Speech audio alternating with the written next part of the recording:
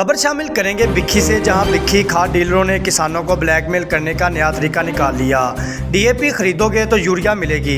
किसानों को खाद की फराहमी के लिए मजीद जिल्लत का सामना। इंतजामिया गफलत में मुब्तला। किसानों को रिलीफ के साथ दावे धरे के धरे रह गए। कार्रवाइयाँ सिर्फ फोटो सेक्शन तक महदूद।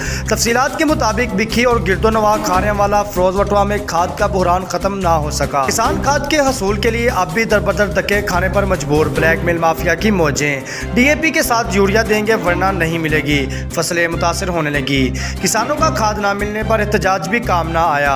शेखपुरा इंतजामिया की जानिब से किसानों को खाद की सरकारी मुकर्ररा कीमतों पर बर वक्त फराहमी के लिए शहर भर में किसी भी किस्म की सहूलियात फराहम ना किए जाने से खाद का बहरान संगीन सूरत हाल इख्तियार कर चुका है। खाद ना मिलने पर किसानों की खरीफ फसलें ज़ाया होने के खदशात ने सर उठाना शुरू कर दिया है। खाद की फराहमी के लिए इंतजामिया के छापे और कार्रवाइयाँ सिर्फ प्रेस रिलीज और फोटो सेशन तक महदूद हो चुकी हैं। किसानों ने इंतजामिया की चश्मपोशी और खाद की ब्लैक मार्केटिंग पर एहतजाज करते हुए खाद की सरकारी निर्खों पर दस्तयाबी यकीनी बनाए जाने का मुतालबा किया है।